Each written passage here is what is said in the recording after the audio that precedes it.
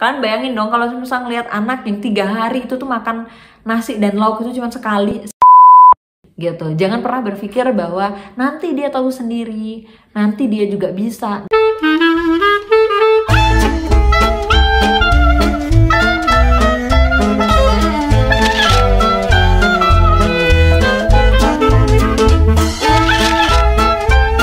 Hai, assalamualaikum warahmatullahi wabarakatuh. Hari ini aku mau sharing tentang pengalaman aku bareng anak aku yang mungkin mengkhawatirkan, kitanya kasihan, tapi juga ini tuh menyebalkan gitu. Dan aku yakin banyak banget ibu-ibu di luar sana yang mengalami hal yang sama, karena permasalahan ini tuh klasik banget. Nah, dimulai dari anak ketika mulai makan itu kan sering ada aja gitu ya, walaupun mungkin nggak semua.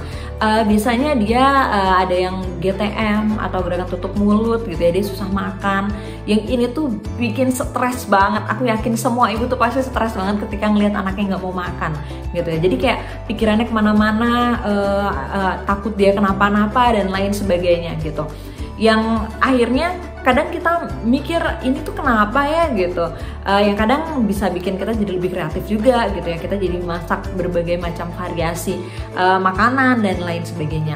Nah, GTM ini juga dialami oleh anak aku, dan bahkan permasalahan makan dia itu tuh sampai hampir di umur 3 tahun. Jadi kebayang ya, 1000 hari pertama yang seharusnya benar-benar menjadi golden age dia untuk mendapatkan nutrisi yang optimal gitu. Jadi aku juga bukan sedikit ya, banyak banget menyesal gitu ya, karena nggak bisa optimal ngasih dia makanan-makanan yang mungkin sangat-sangat dibutuhkan di masa-masa awal pertumbuhan dia. Nah, sejujurnya banyak banget drama yang aku alami ketika aku tuh ngasuh anak aku yang pertama, dan aku nggak tahu kenapa semua drama itu kayaknya diborong gitu ya sama anak aku yang pertama gitu. Jadi emang bener-bener menguras perasaan dan pikiran itu di anak pertama, sedangkan yang anak kedua aku udah nggak bisa ceritain deh, karena memang nggak ada kisah-kisah yang aneh-aneh gitu ya untuk anak yang kedua gitu. Nah, salah satu drama yang bikin aku paling kepikiran, paling khawatir dan paling sedih itu adalah dia nggak mau makan gitu. Diawali dari dia yang udah lahir tuh BBLR atau berat bayi lahir rendah, cuman 2,1 kg. Terus di awal makan dia gitu makannya tuh biasa aja. Jadi secara porsi bisa dibilang ya kayak normal-normal aja gitu. Yang lama-lama dia kayak nggak terlalu tertarik gitu ya. Dan secara porsi makan itu menurut aku nggak meningkat gitu. Dan aku tuh waktu itu ngikutin saran untuk di awal-awal makan itu nggak pakai gula garam sama sekali gitu ya. Jadi ya makan itu bener-bener rasa alami dari makanan-makanan yang diolah gitu ya, tanpa ada tambahan gula dan garam. Dan itu berlangsung sampai hampir 1 tahun, dan itu mengerikan banget sih, karena aku tuh sedih banget gitu ya ngelihat anak aku yang dia susah makan, dia kayak nggak terlalu suka makan gitu. Sedangkan badan dia itu tuh kecil banget. Jadi sampai dengan dia hampir 3 tahun, bisa kebayang ya gitu, berat badan dia tuh masih di kisaran 10 ke 12 kg gitu. Dan sebenarnya aku nggak masalah dengan berat badannya. Aku cuma khawatir kalau dia makannya kurang, otomatis kan nutrisi yang dia makan itu kan nggak banyak ya. Walaupun orang selalu bilang kayak yang penting makan nasi dan lain sebagainya. Kalau aku tuh bukan masalah nasinya gitu, tapi kandungan gizi dari komposisi makanan yang dia makan tuh loh gitu. Dia dapat nggak sih gitu. Kalau dia nggak mau makan kan artinya ya dia nggak dapat nutrisi itu kan gitu. Nah, berawal dari GTM itu, kemudian dia ada tambahan susu formula karena berat badan dia memang mengkhawatirkan waktu itu. Ternyata dia cocok sama susu formula tambahannya itu gitu, yang menjadikan dia tuh lebih suka minum susu dibandingkan dengan makan.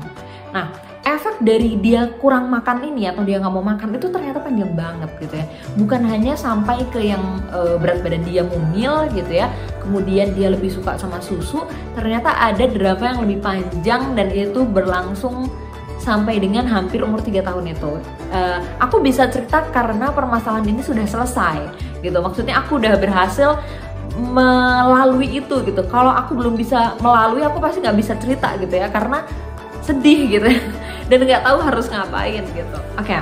Nah, anak aku itu kan susu formula mulai umur 10 bulan.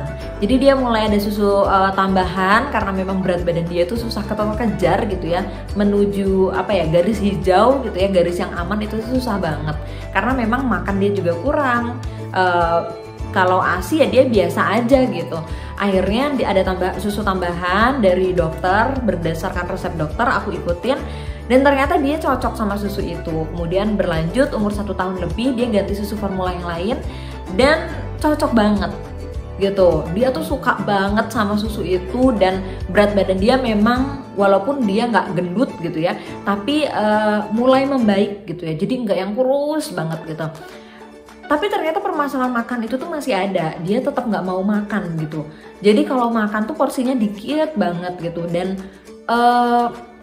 milih gitu. Jadi bukan dia sama sekali nggak mau makan ya, tapi kayak nafsu makannya itu tuh mut-mutan banget gitu. Kalau pas dia lagi mau, dia akan makan apa aja gitu. Tapi kalau nggak mau, ya udah gitu ya, porsinya benar-benar sedikit.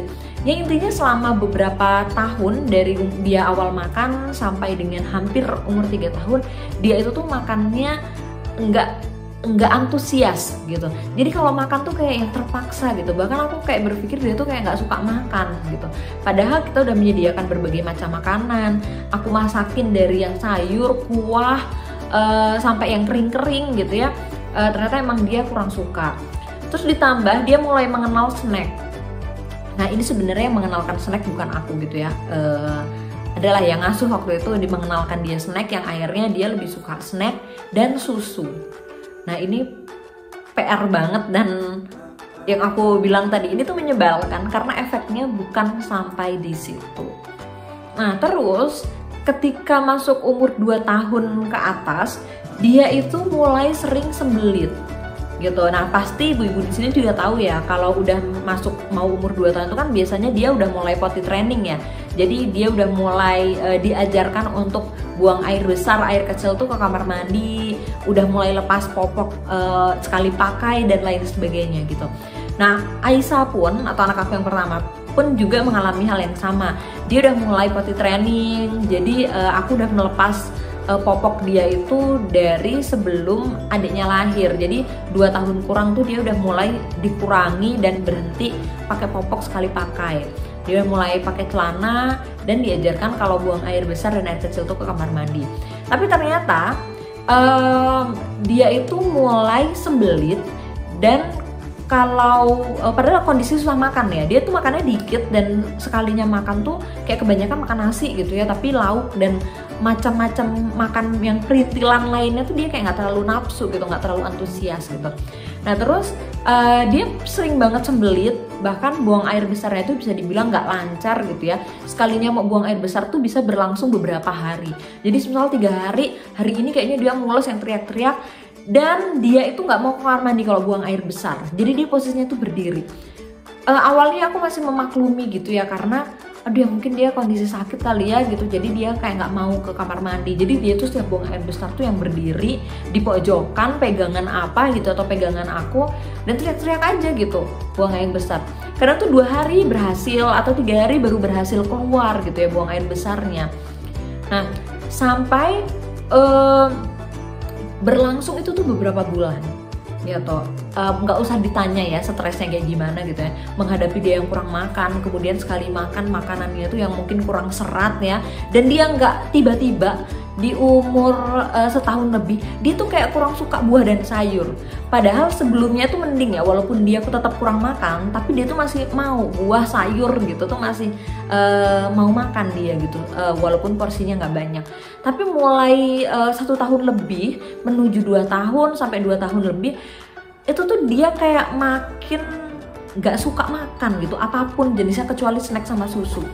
Nah terus puncaknya adalah ketika dia usia 2 tahun lebih, hampir 3 tahun, aku udah gak tahan banget dengan dia yang susah makan dan dia yang sembelit. Udah gak usah ditanya ya stresnya kayak gimana, udah pasti itu stres banget. Yang akhirnya suatu ketika dia 2 minggu itu susah banget buang air besarnya. Tapi setiap hari dia jerit-jerit nangis gitu ya. Dia mau buang air besar jerit-jerit nangis. Nah itu tuh berlangsung 2 minggu itu tuh yang intens gitu ya. Aku tandain udah mulai intens.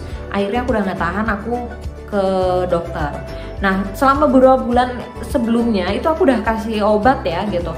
Udah aku kasih obat, kemudian udah aku suntik gitu ya pakai suntikan, pakai air hangat dan lain sebagainya. Pokoknya yang bisa aku lakukan dari rumah itu udah aku lakukan gitu. Tapi ternyata memang kurang berhasil gitu, kurang efektif.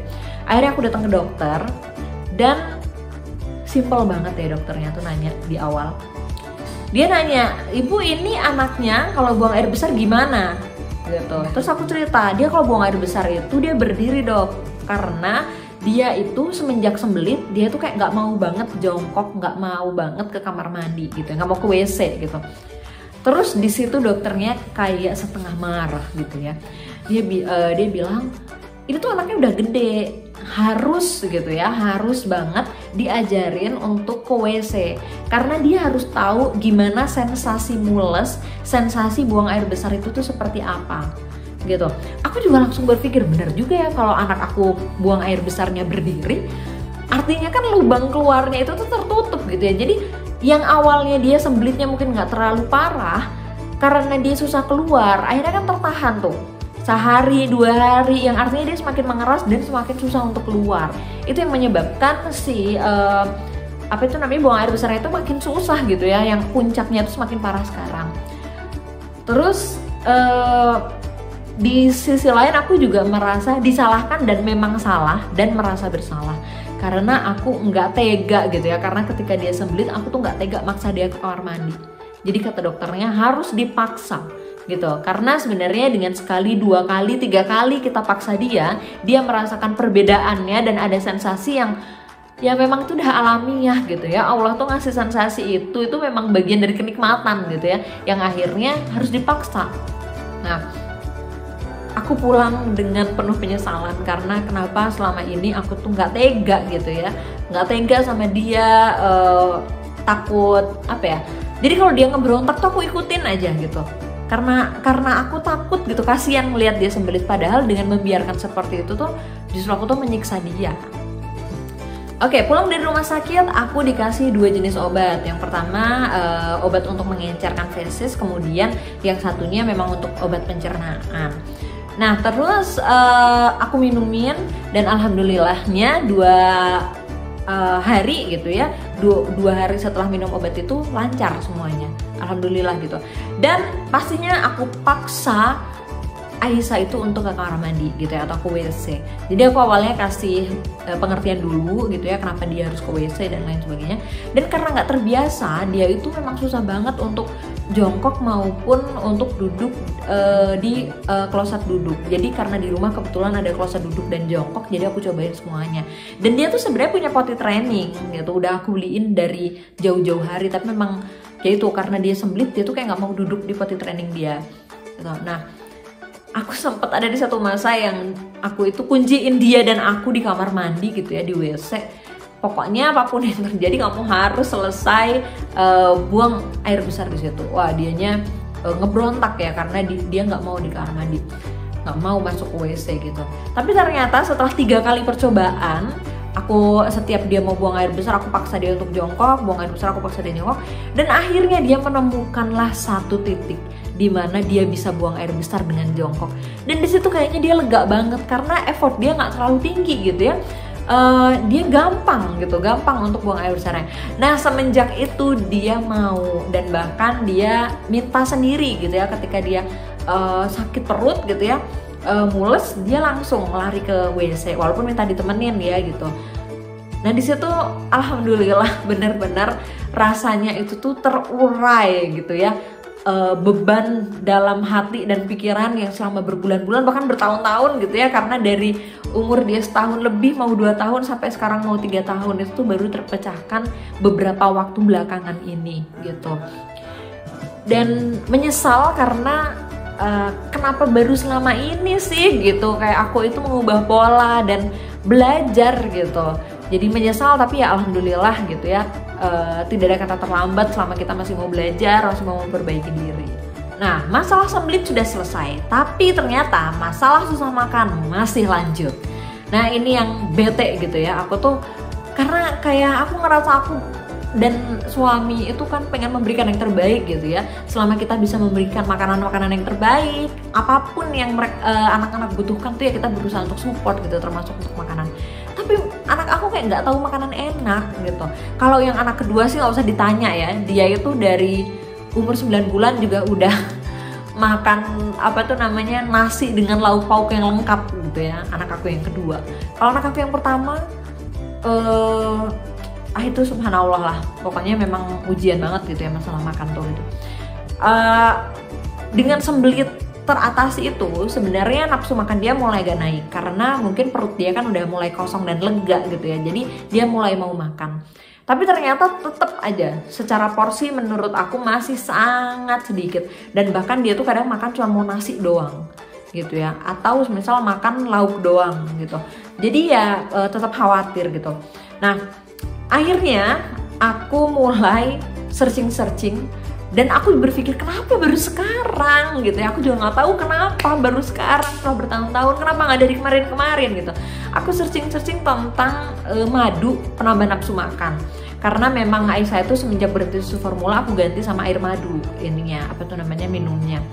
Nah dapatlah aku gitu ya beberapa rekomendasi madu gitu ya yang ada yang dijual gitu ya di marketplace gitu. Akhirnya aku iseng milih salah satu produk madu. Nah ini dia produknya, namanya adalah Gizidat. Nah di sini aku nggak di endorse ya, aku benar-benar mau sharing apa yang aku pakai gitu ya produknya. Dan bahkan mungkin kalau di sini ada ibu-ibu yang ternyata pakai produk yang sama, cocok atau nggak cocok, boleh sharing gitu ya, karena aku sendiri nggak terlalu paham, cuman aku iseng nyobain produk ini, Gizidat namanya, dan ini bekerja dengan baik.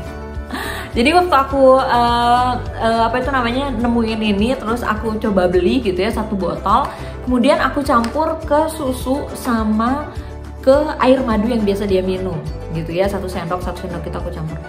Dan anak aku tiba-tiba yang dia tuh doyan makan dan ngomong gitu ya kalau bunda mau makan gitu, dan mau makan berbagai macam makanan. Ini tuh ajaib banget gitu ya, dan aduh rasanya pengen sujud syukur gitu ya, karena yang biasanya dia tuh makan tuh pemilih banget. Jadi kalau sop itu dia cuma mau sama wortel doang gitu ya, kolnya nggak mau gitu, atau sama apa gitu ya, pokoknya makanan tertentu gitu ya. Karena kalau di sop tuh dia paling suka memang wortel gitu, dia suka banget sama wortel. Nah kadang dia makan juga dia pilihin gitu mana yang memang dia mau makan, mana yang enggak gitu. Tapi semenjak dia tuh minum ini dicampur sama minuman madu sama susu dia itu mau makan hampir berbagai makanan gitu. Jadi Aisyah tuh nggak suka makanan yang aneh-aneh gitu. Jadi kayak ada makanan yang aneh, makanan baru kayak misal burger atau ada roti gitu ya yang ada toppingnya aneh-aneh, dia tuh nggak mau. Tapi semenjak aku kasih madu yang ini, itu tuh dia mau makan berbagai jenis macam makanan. Dan aku bersyukur banget karena dalam beberapa hari itu yang awalnya dia tuh kelihatan kurus banget, jadi semenjak sembelit itu memang berat badan dia benar-benar stuck banget gitu ya. Itu walaupun belum ada kenaikan berat badan yang drastis gitu ya, yang signifikan, tapi aku ngeliat dia udah mulai rada seger gitu. Jadi mulai namanya dia mulai makan kan ya gitu, dan mulai mau ngemil berbagai makanan aja yang ada di rumah. Dan itu tuh sujud syukur banget lah, alhamdulillah gitu. Jadi 2 permasalahan besar yang beberapa tahun belakangan ini menghantui keluarga aku gitu, yaitu susah makan dan sembelit, alhamdulillah sudah terselesaikan. Makanya aku sekarang bisa sharing. Nah sekali lagi aku sama sekali enggak mempromosikan satu produk tertentu sebenarnya, cuman karena aku baru nyobain satu produk ini dan cocok ya udah gitu. Dan mungkin ada produk lain yang lebih efektif, boleh sharing juga ya gitu, karena nggak menutup kemungkinan aku bisa nyobain produk yang lainnya gitu. Tapi sejauh ini aku udah cukup bersyukur, anak aku sembelitnya udah teratasi, kemudian kebiasaan baik dia juga udah mulai terbangun, dan makan dia udah mulai normal. Jadi walaupun mungkin nggak 3 kali sehari, biasanya sih 2 kali sehari gitu ya, yang sisanya dia makan makanan ringan tapi banyak gitu yang lainnya gitu. Tapi dia udah mulai makan selayaknya manusia biasa lah gitu.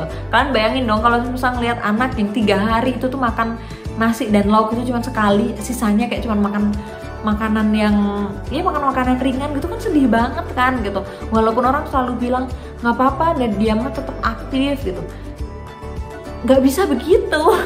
Karena yang namanya makanan itu tuh bukan hanya berpengaruh ke tenaga gitu, bukan yang terus kita jadi aktif doang, kita jadi kuat doang, bukan. Tapi kan ke faktor kesehatan jangka panjang, kemudian ke faktor otak gitu ya, perkembangan intelijen dan lain sebagainya.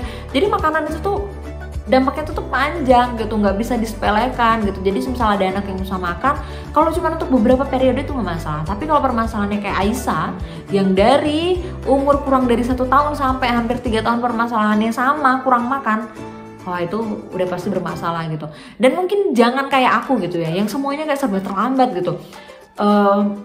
Konsultasi sembelit juga pas sudah sekian lama gitu, membiasakan toilet training juga setelah sekian lama, dan mencari solusi untuk anak yang susah makan juga setelah sekian lama baru aku lakuin gitu. Jadi ya mungkin ini jadi pelajaran ya gitu. Jadi teman-teman jangan menyepelekan hal-hal yang kecil gitu, walaupun tetap waspada, jangan overthinking gitu ya, karena kalau overthinking itu jadi menyebabkan kayak segala hal jadi kayak yang parah, lebih parah gitu. Jadi tetap waspada, tetap perhatian sama anak kita, cari solusi yang terbaik, dan jaga kesehatan, jaga gizi mereka gitu ya. Biasakan kebiasaan-kebiasaan baik sedari dini gitu. Jangan pernah berpikir bahwa nanti dia tahu sendiri, nanti dia juga bisa, jangan kayak gitu. Karena mumpung anak itu masih bisa dibentuk sama kita, mumpung anak itu masih bisa kita arahkan, kita bentuk dan kita arahkan dari sekarang. Karena ketika nanti dia udah besar, dia udah bisa punya pilihan, kita udah gak akan bisa apa-apa gitu, karena dia bisa melawan ketika kita sedikit keras kepada mereka. Jadi lebih baik mulai dari sekarang, pusing dari sekarang gitu ya, tapi untuk masa depan yang lebih baik. Baik, terima kasih teman-teman. Itu aja sih sharing aku hari ini, semoga bermanfaat ya. Assalamualaikum warahmatullahi wabarakatuh.